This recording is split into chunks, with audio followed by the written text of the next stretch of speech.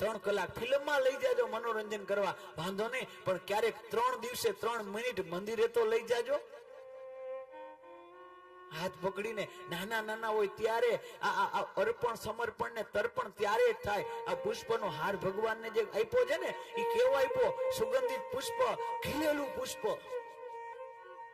આ ખીલેલું જ ભગવાનને ફૂલ ચડે. આ ગઢપણ છે ને ઈ કરમાઈ ગયેલું ફૂલ. પછી અહીંયા ડોહ્યું ને આ માજીયું ને મારે કામે શું છે? અહીંયા કથામાં હો માજી બેઠા હોય, એમાં 90 તો સાંભળતા નથી. મારે કથા કેની પાસે કેવી? યાદ રાખના, આ કથા એ વડીલો માટે નથી. કારણ કે એને તો જીવન જીવી લીધું, એને તડકો છાંયો બધું જોઈ લીધું, અને એને કઈ કરવાનું બાકી ન હોય. અને ઈ કદાચ બદલીને શું સમાજને શું ફેર પડે? મને કયો. 90 વર્ષે કોઈ એમ કે હવે આપણે બદલી જાવ, પણ 90 વર્ષ લગી તો હવે દર રહ્યું છે. એ કાંઈ ન કરી શકે. મારી કથા એ જુવાનિયા માટે, નાના બાળકો માટે, કારણ કે એને એ આગળ હલવાનું છે, એને સમાજનું દર્શન કરાવવાનું છે, એ આગળ એ નેતૃત્વ સંભાળવાનું છે સમાજનું, ધર્મનું. તો કથા એ કેવલમ ગઈઢાવ માટે નથી, કથા જુવાનિયા અને બાળપણ માટે છે.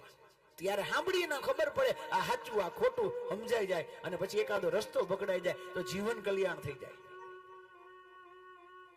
તો અહીં સુદામાનું ચરિત્ર સુંદર મજાનું છે. આગળની કથા સૂર્યગ્રહણની કથા બતાવી છે. એકાદશ સ્કંદને, દસમ સ્કંદને પૂર્ણ કરી આવો એકાદશ સ્કંદની અંદર પ્રવેશ કરીએ. એમની કથા બતાવી છે. પ્રારંભમાં યાદવ કુળને શ્રાપ મળ્યો, એમની કથા બતાવી. નારદજી દ્વારકા આવ્યા છે, એમની કથા બતાવી. નિમિ રાજા અને 9 યોગેશ્વરોની કથા બતાવી છે. અને એમની આગળ કથા બતાવતા ભગવાન સ્વધામ ગયા, એમની કથા બતાવી છે.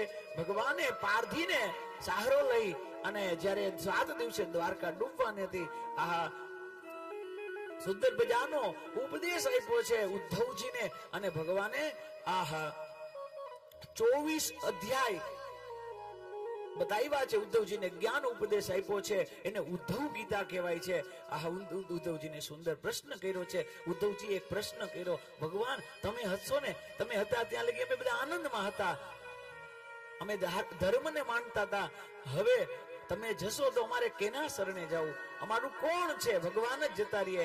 ત્યારે ઉદ્ધવજીને ભગવાને કીધું ચિંતા ન કર, એની વ્યવસ્થા હું કરું છું. હું તો દેહથી તો મારા લોકની અંદર જાઉં છું, પણ મારું જે ઐશ્વર્ય છે, મારું જ્ઞાન છે, મારી ભક્તિ છે, મારું વૈરાગ્ય છે, એ હું ભાગવતમાં સમર્પિત કરીને જાઉં છું. હું નહીં હોઉં તો ભાગવતનો જ આશરો એ સદા ને સર્વદા માટે રહે છે. ભગવાન ભાગવતજીમાં સમાણા છે. આ ભગવાનની અદ્ભુત કથાઓ છે. અને હવે દ્વારકા ડૂબી એમની કથા બતાવી છે.